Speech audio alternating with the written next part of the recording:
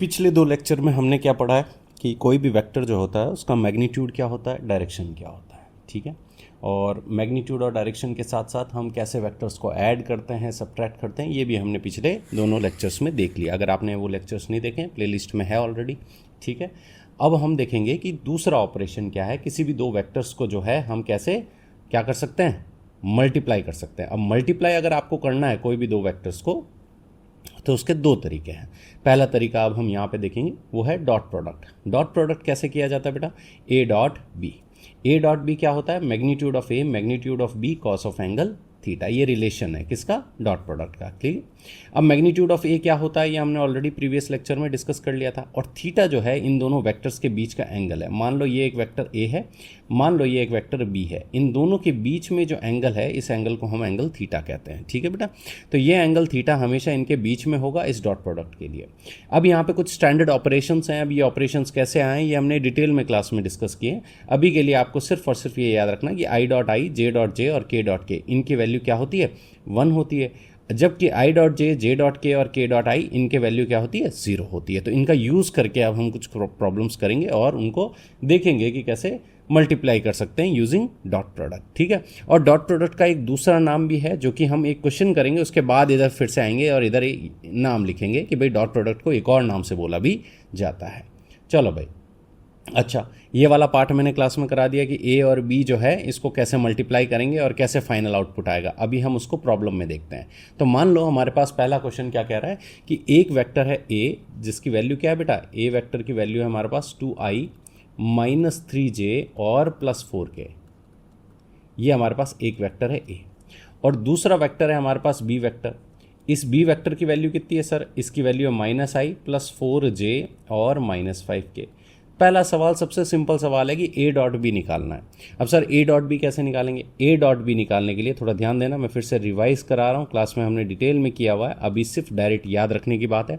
तो हम आई को आई से मल्टीप्लाई करेंगे, तो 2 और -1 जब मल्टीप्लाई होगा बेटा तो ये हो जाएगा 2 इंटू -1, -3 इंटू 4 ये हो जाएगा +12 और -12 माइनस का 12 हो जाएगा, और ये 4 5 -20। मैं फिर से रिपीट कर देता हूँ, आई के जो कोफिशिएंट है या फिर स्केलर कंपोनेंट है उनको आई से मल्टीप्लाई करना है, जे को जे से और के को के से। तो 2 इंटू इधर कुछ नहीं है तो इसको -1 लिख सकते हैं बेटा, है ना, और -3 इंटू 4 -12 और 4 इंटू 5 -20, ये आ जाएगा -2 -12 और -20। क्या आंसर आ गया बेटा यहाँ पे, ये आ गया हमारे पास माइनस का 14 और -20, ये आ जाएगा हमारे पास माइनस का 34। अब देख लो यहाँ पे जो फाइनल आंसर आ रहा है बेटा, इसमें कोई भी आई कैप, जे कैप या के कैप नहीं है। अगर आपके फाइनल आंसर में कोई भी आई जे के नहीं होता है तो ऐसे प्रोडक्ट को हम एक और नाम से बोलते हैं, क्या बोलते हैं, स्केलर प्रोडक्ट, क्योंकि फाइनल रिजल्ट हमारा स्केलर आ रहा है तो इसका नाम क्या दे दिया मैंने, स्केलर प्रोडक्ट। अगर किसी क्वेश्चन में स्केलर प्रोडक्ट या डॉट प्रोडक्ट निकालने को कहा जाता है, आपको ये रिलेशन याद रखना पड़ेगा। अभी कुछ सवाल और करते हैं, बढ़ते हैं हमारे अगले प्रश्न पे।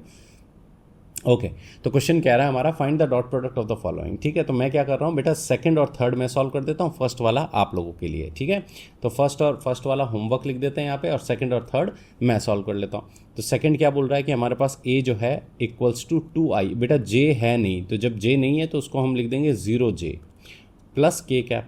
और यहाँ पे जो हमारा बी वेक्टर है बेटा, इसको क्या लिख सकते हैं हम, इसको लिख सकते हैं आई कैप -3j कैप और प्लस के कैप। ठीक है, मल्टीप्लाई कैसे करेंगे फिर से रिपीट कर देता हूँ मैं। ए डॉट बी जब भी करेंगे तो आई के कंपोनेंट्स को आई के साथ 2 1 2, बिकॉज आई के आगे यहाँ कौन है, 1 है, 2 1 2। जे 0 है तो 0 इंटू -3 कितना हो जाएगा, 0, और के 1 इंटू 1, तो ये कितना आ जाएगा बेटा, 2 + 1 3। क्लियर है ये बात। तो correct answer A dot B का क्या आ गया हमारे पास, 3 आ गया। ठीक है भाई, अब देख लेते हैं तीसरा वाला, ये तो हमारा सेकंड वाला था। अब थर्ड वन देख लेते हैं, थर्ड वन क्या बोल रहा है देख लेते हैं। ए जो वेक्टर है हमारा यहाँ पे ये है आई -j और के नहीं है तो मैं यहाँ क्या लिख देता हूँ, 0k। ध्यान रखना बेटा, -j का मतलब -1 है, प्लस आई का मतलब +1 है, लेकिन जब के है ही नहीं तो इसका मतलब 0 है। ऐसे कैसे बी वेक्टर मल्टीप्लाई करेंगे, बी क्या है हमारे पास, आई तो हमारा 0 हो गया, तो 0 आई लिख देते हैं क्योंकि यहाँ पे कोई आई नहीं है इस क्वेश्चन में। क्लियर है? जे क्या है हमारे पास, नेगेटिव माइनस जे, और के जो है +1 है तो प्लस के हो जाएगा। चलो मल्टीप्लाई करते हैं। जब ए डॉट बी करेंगे तो आई को आई से जब मल्टीप्लाई करेंगे बेटा तो ये हो जाएगा 0, जे को जब जे से करेंगे तो +1, और के को इससे करेंगे तो 0। तो क्या आंसर आ गया हमारे पास? सर आ गया हमारे पास 1। तो ए डॉट बी का आंसर आ गया यहाँ पे 1। तो ऐसे कैसे प्रैक्टिस के लिए क्वेश्चन नंबर 1 कर लेना। वो फर्स्ट पार्ट जो मैंने छोड़ दिया आप लोगों के लिए वो करके आप कमेंट में आंसर लिख देना आपको, या फिर अपनी कॉपी में देख लेना, उससे आपका रिवीजन हो जाएगा। चलो बढ़ते हैं आगे। चलो अगला सवाल है find the angle between the following vector. एक सवाल बड़े ध्यान से देखना, अगले आप लोग कर सकते हो। एंगल जो है मैं आपको डॉट प्रोडक्ट का फिर से फार्मूला लिख देता हूँ, ए डॉट बी। जब हम ए डॉट बी करते हैं ये क्या आ जाएगा बेटा, magnitude of A magnitude of B cos of angle theta. और कॉस थीटा जो है ये किसके बराबर होता है? सर ये होता है A dot B whole divided by, देखो इन दोनों को पकड़ के लेफ्ट साइड ले जाओ तो ये क्या आ जाएगा, magnitude of A magnitude of B. देखो अब सबसे इंपॉर्टेंट बात, ए डॉट बी कैसे निकालते हैं?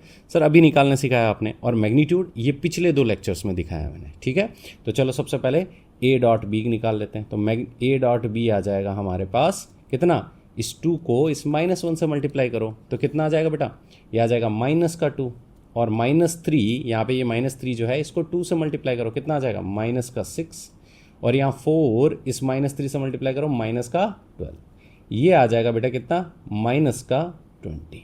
क्लियर है? ये ए डॉट बी आ गया। अच्छा ये ए डॉट बी है अगर हमारा, तो मैग्नीट्यूड ऑफ ए निकाल देते हैं। मैग्नीट्यूड ऑफ ए आ जाएगा बेटा कितना, √, याद करो फर्स्ट लेक्चर, 2 का स्क्वायर 4, -3 का स्क्वायर 9, और 4 का स्क्वायर 16, ये आ जाएगा बेटा √29। ऐसे कैसे? मैग्नीट्यूड ऑफ बी क्या होगा? सर मैग्नीट्यूड ऑफ बी हो जाएगा √1 + 4 + 9, ये कितना आ जाएगा, √14। अब ये वैल्यू यहाँ रख दो तो ये आ जाएगा हमारे पास cos थीटा बराबर A dot B. A dot B कहाँ है? सर ये रहा ए डॉट बी यहाँ पे, -20, और magnitude of A, sir magnitude of A यहाँ पे आपने निकाला √29, और ये हो गया मैग्नीट्यूड ऑफ बी √14। ठीक है भाई। सर ये तो कोई नोन वैल्यू नहीं है, ये तो कोई जानी पहचानी वैल्यू नहीं है, तो कोई बात नहीं, आप इसको सिर्फ और सिर्फ आंसर, क्योंकि एंगल बोला है तो सिर्फ और सिर्फ थीटा जो है इसको ऐसे लिख देना finally, cos inverse -20 upon √29 into √14। ये आपका फाइनल रिजल्ट आ गया। ठीक है बेटा। अगर आप मैथ्स के हो, नहीं हो, बायो के हो, और आप ये सोच रहे हो कि ये कॉस इनवर्स क्या है, डोंट वरी, इस कॉस को राइट साइड लेके गए और कुछ नहीं है। ठीक है ना। मैथ्स के हो तो इसके बारे में डिटेल आपको क्लास 12th में मिल जाएगी 2nd चैप्टर में। क्लियर है ये बात? बढ़ते हैं अगले सवाल पे। चलो भाई, find the angle between the 2 vectors.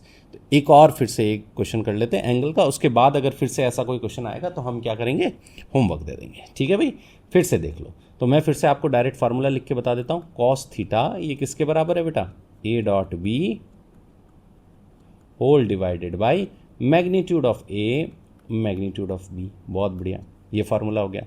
अब पहले क्या निकालना, हमको डॉट प्रोडक्ट निकालना है। तो ए डॉट बी जो है हमारा ये किसके बराबर आ जाएगा, देखो मल्टीप्लाई करो, -3, आई को आई से करना है, थोड़ा ध्यान रखना, और जे को जे से और के को के से। तो यहाँ आई के आगे -3, उधर भी -3, तो -3 इंटू -3 9 प्लस का। सर यहाँ जे के आगे 2 है, लेकिन यहाँ जे ही नहीं है तो 0 है, तो मतलब 0 से मल्टीप्लाई करोगे तो 0 आ गया, +0 लिखो नहीं लिखो आपकी मर्जी। के आगे इधर 1 है, इधर -2 है, तो ये आ जाएगा -2। कितना आ गया बेटा, 7। ये आ गया हमारे पास ए डॉट बी। अच्छा सर, अब मैग्नीट्यूड ऑफ ए कैसे निकालेंगे? मैग्नीट्यूड ऑफ ए फिर से याद दिला देता हूँ, √, ए का जितने भी स्केलर कंपोनेंट है उसका स्क्वायर, -3 का स्क्वायर 9, 2 का स्क्वायर 4 और 1, ये आ जाएगा बेटा √14। बहुत बढ़िया।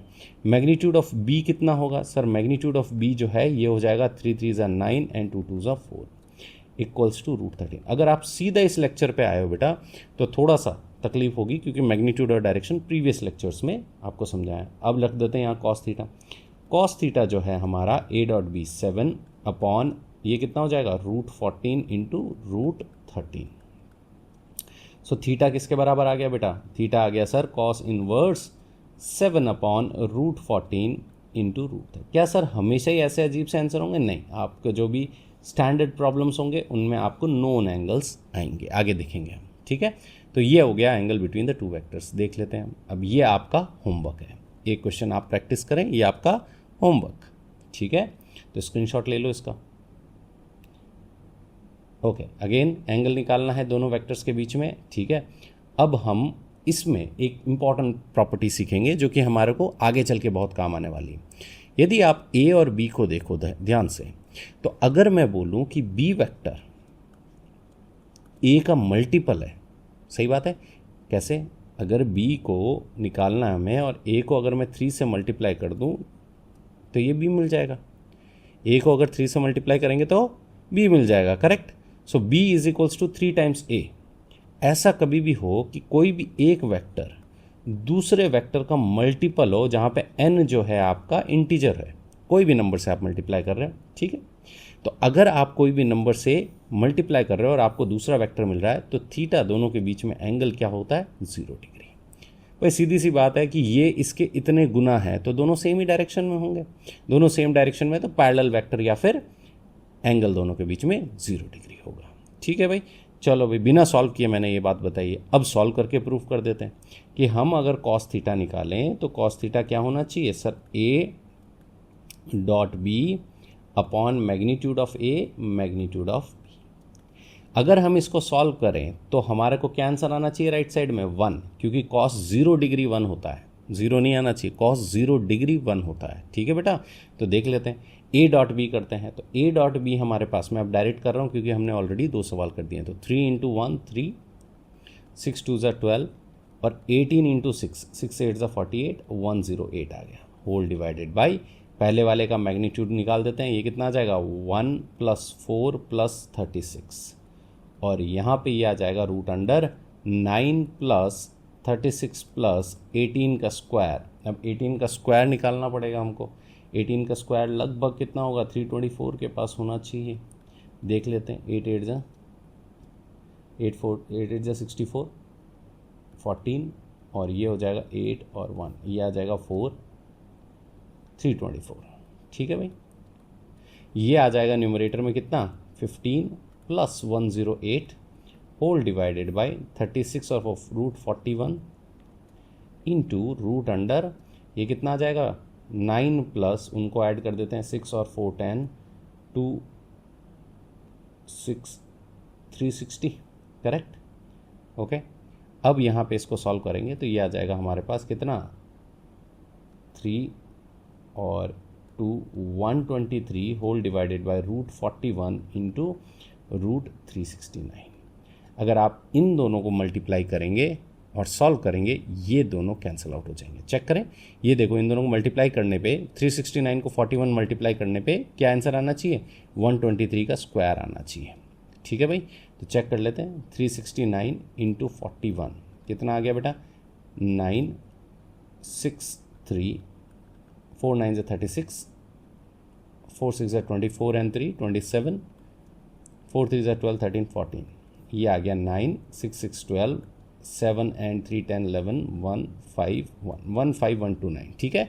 ये आ गया हमारे पास 123 whole divided by root under 15129, ठीक है भाई, बहुत बढ़िया। अब सर ये कैसे यकीन करें कि 15129 123 का स्क्वायर है? अगर नहीं आ रहा है तो इसका मतलब हमने कुछ गड़बड़ किया है। चेक करें, चलो भाई 123 इंटू 123 कर लेते हैं, कितना आएगा? 3 3 ज़ा 9, 3 2 ज़ा 6, 3 1 ज़ा 3, बहुत बढ़िया। 2 3 ज़ा 6, 2 2 ज़ा 4, 2 1 ज़ा 2, 1 3 ज़ा 3, 1 2 ज़ा 2, 1 1 ज़ा 1, ये आ जाएगा 9 6 6 12 1, ये आ जाएगा 3 4 4 8 8 और 3 11, ये 1, ये 5, ये 1। सो आप देख सकते हो रूट ऑफ 15219 किसके बराबर है? 123, और वो कैंसिल होकर कितना आ रहा है? सो कॉस थीटा हमारा 1 आ रहा है। कॉस थीटा 1 कब होता है? जब थीटा 0 डिग्री होती है। क्लियर है ये बात? चलो बढ़ते हैं आगे। तो अब ये एंगल निकालने वाले बाकी के प्रॉब्लम्स आप खुद कर सकते हैं, ठीक है। वैसे इसको देखें तो ये इसका मल्टीपल है डायरेक्ट, वैसे आप घर पे कर लेना, मैं डायरेक्ट आंसर बता रहा हूँ कि बी जो है वो ए का कितना गुना है? ट्वाइस है, ट्वाइस ऑफ ए है, 2 गुना है। नंबर कोई भी हो सकता है बट उतने गुना होगा तो एंगल दोनों के बीच में कितना आना चाहिए? 0 डिग्री। अगर नहीं आ रहा कमेंट में आप लिख सकते हैं। चलो भाई, ये हो गया हमारा डॉट प्रोडक्ट। बढ़ते हैं आगे क्रॉस प्रोडक्ट की तरफ। कोई भी 2 वेक्टर को मल्टीप्लाई करने का दूसरा तरीका क्या है बेटा?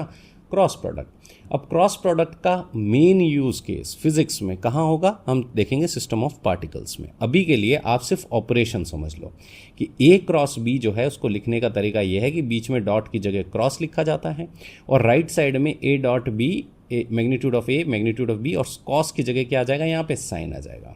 ध्यान रखना ये थीटा अभी भी दोनों के बीच का एंगल है, बहुत important.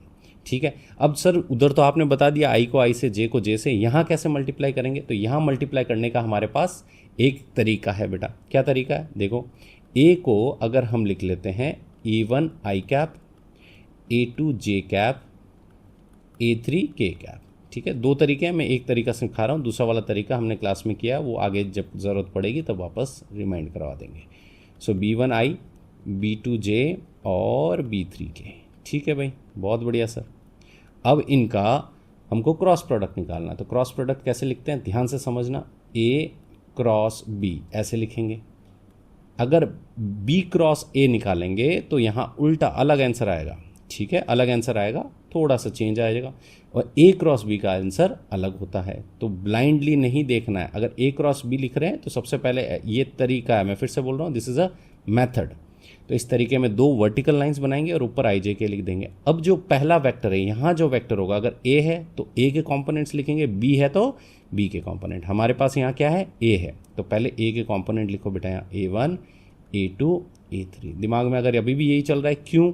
This is a method, this is a technique. ठीक है बेटा, और इसका आंसर क्यों आपको नेक्स्ट ईयर मिलेगा डिटर्मिनेंट्स में, 12th में। ठीक है बेटा, B1 B2 B3, तो ये आ जाएगा B1 B2 B3। क्योंकि A क्रॉस B है तो पहले A लिखा गया है फिर B लिखा गया है। सर मैं पहले गलती से B लिख दूंगा तो चीज़ें गड़बड़ हो जाएंगी। इसका मतलब आपने गलती से B क्रॉस A निकाल दिया है। ठीक है, चलो अब इसको निकालने का तरीका ध्यान दो। यहाँ पे I लिखेंगे और I जिस कॉलम में है और I जिस रो में है, I इस रो में है और I जिस कॉलम में, उसको भूल जाओ सारे एलिमेंट्स को।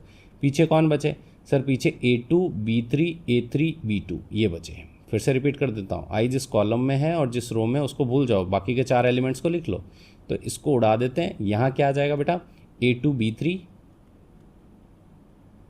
B3 minus B2 A3। ध्यान रखना, साइन बहुत इंपॉर्टेंट है, उल्टा मत कर देना, नेगेटिव साइन है। आपने गलती से ये कर दिया 2 - 3 और 3 - 2 दोनों अलग अलग चीज़ें हैं, तो साइन गड़बड़ करते ही सब कुछ गड़बड़ हो जाएगा।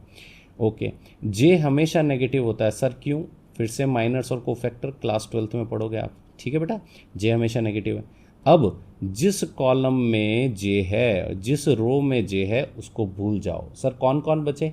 A1 A3 B1 B3, A1 A3 B1 B3। तो कैसे मल्टीप्लाई करेंगे बेटा, ध्यान देना इन चारों पे।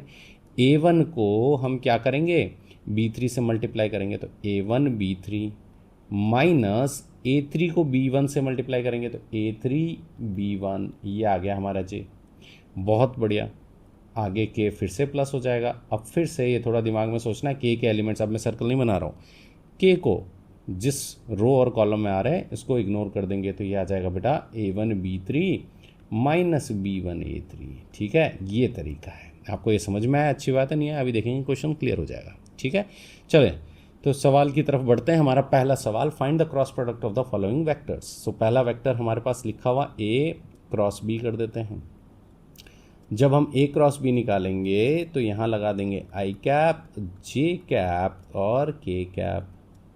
पहले किसको मल्टीप्लाई करना है? A क्रॉस B, तो A के एलिमेंट्स लिखो 2 1 1। यहाँ 2 है I के आगे, यहाँ 1 है, यहाँ 1 है, यहाँ 1 - 1 1, सो 1 - 1 1।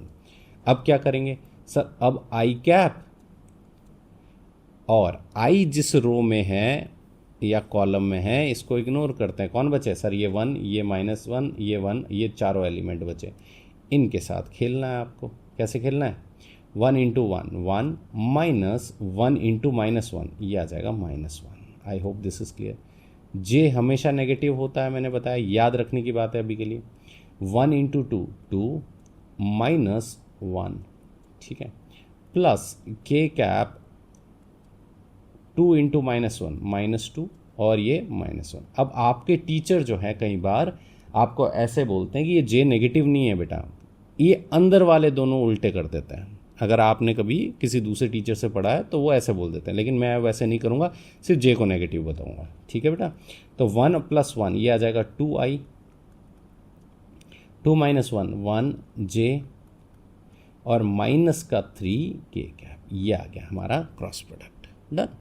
अब क्योंकि क्रॉस प्रोडक्ट में फाइनल आंसर में आई कैप, जे कैप, के कैप आ रहा है, तो इसका दूसरा नाम होगा वेक्टर प्रोडक्ट। डॉट प्रोडक्ट कैसा था? Scalar product. क्रॉस प्रोडक्ट कैसा है? वेक्टर। यदि दो वेक्टर को मल्टीप्लाई करने पे फाइनल आंसर स्केलर आता है तो हम डॉट प्रोडक्ट यूज़ कर रहे हैं बेसिकली, और अगर हम किसी को मल्टीप्लाई करने पे वेक्टर आ रहा है तो हम क्या यूज़ कर रहे हैं बेटा? Cross product. चलो कुछ सवाल और कर लेते हैं। क्वेश्चन बोल रहा है, एक क्वेश्चन और कर लेते हैं ताकि और क्लियरिटी मिल जाए। तो ए क्रॉस बी निकालने वाले हैं फिर से यहाँ पे, और यहाँ लगा देते हैं बेटा फिर से दो वर्टिकल लाइंस। यहाँ लिख देते हैं आई कैप, जे कैप, के कैप।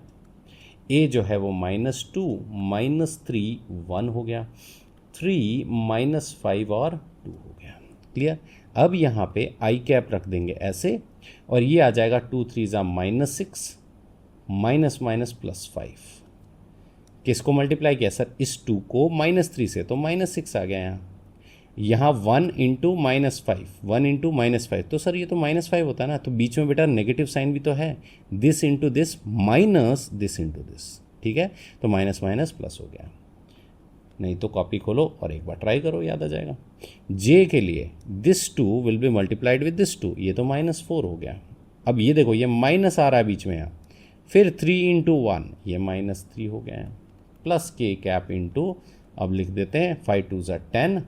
ठीक है भाई, माइनस माइनस प्लस हो गया, और फिर माइनस माइनस क्योंकि एक नेगेटिव ऑलरेडी है तो 3 3 9 हो गया, क्योंकि बीच में माइनस है।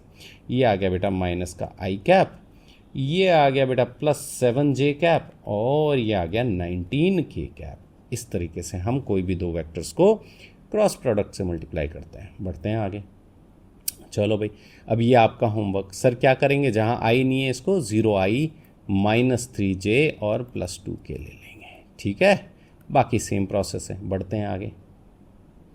Okay, find a vector perpendicular to A and B. अब देखो यहाँ पे सबसे इंपॉर्टेंट बात देखो, पहली बात, हम अगर कोई दो वेक्टर्स को डॉट प्रोडक्ट से मल्टीप्लाई करते हैं तो हमको जो फाइनल में आंसर मिलता है वो क्या मिलता है बेटा? स्केलर मिलता है। क्या मिलता है?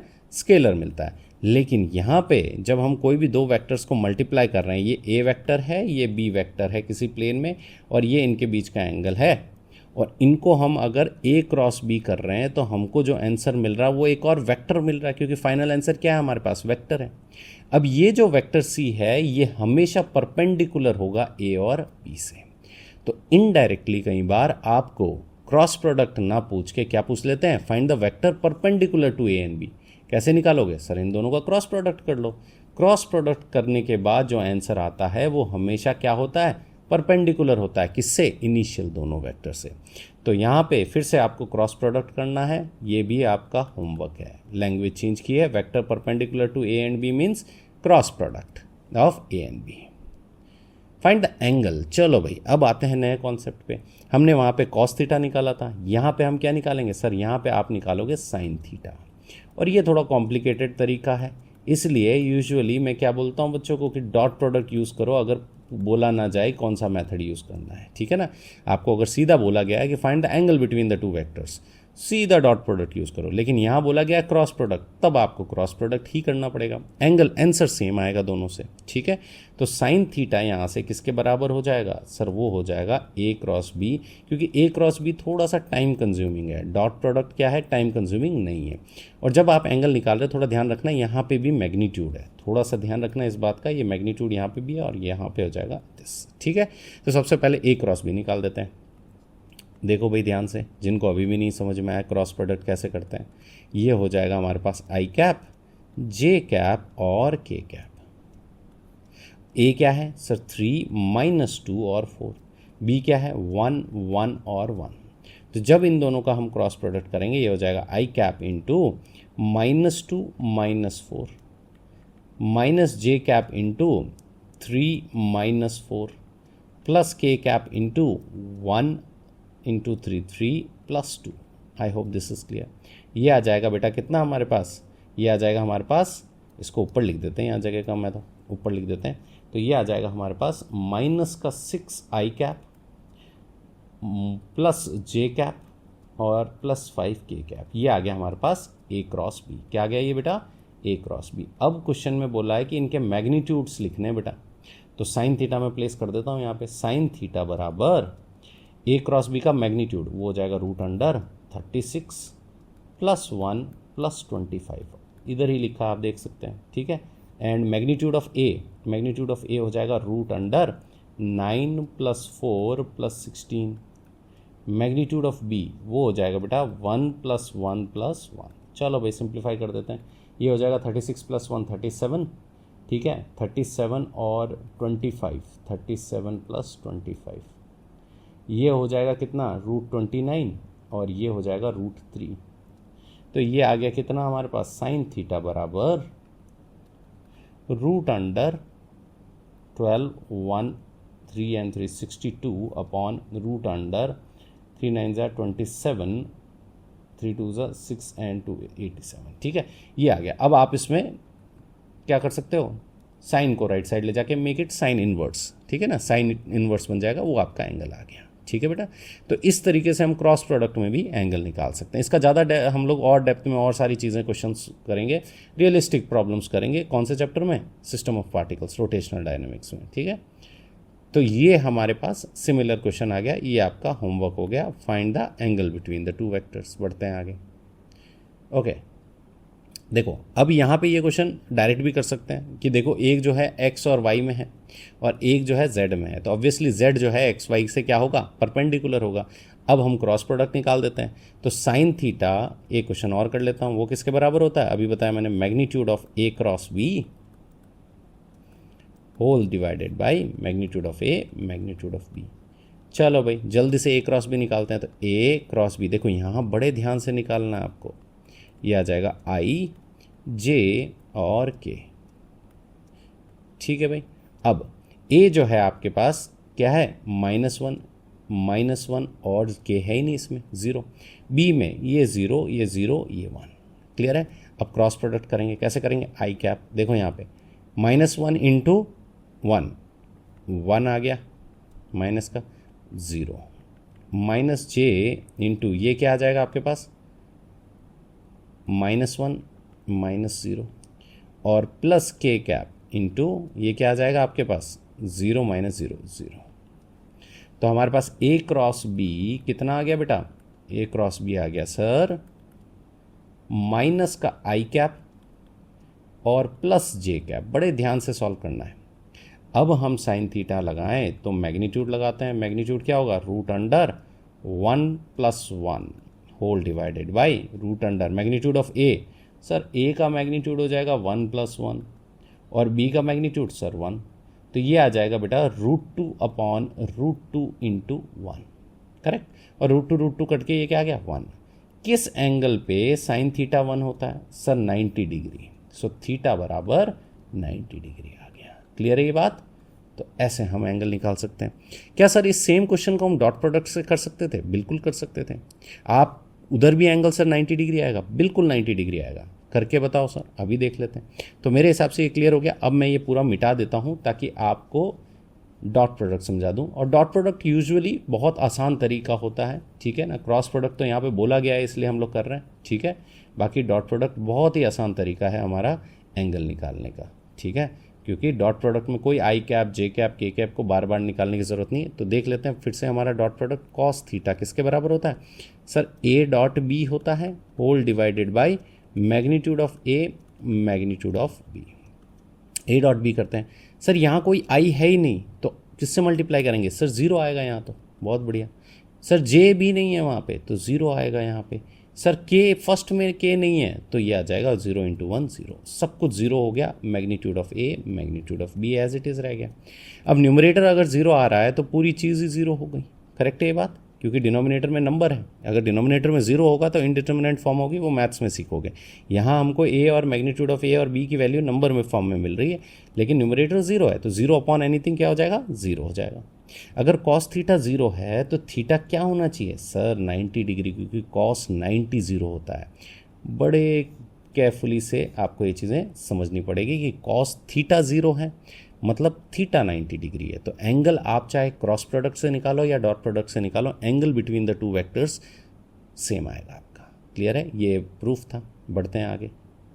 ओके, तो ये भी आपका आज का होमवर्क है, बाकी ये क्लास में कर लिया हमने, आप लोग कॉपी चेक कर लेना।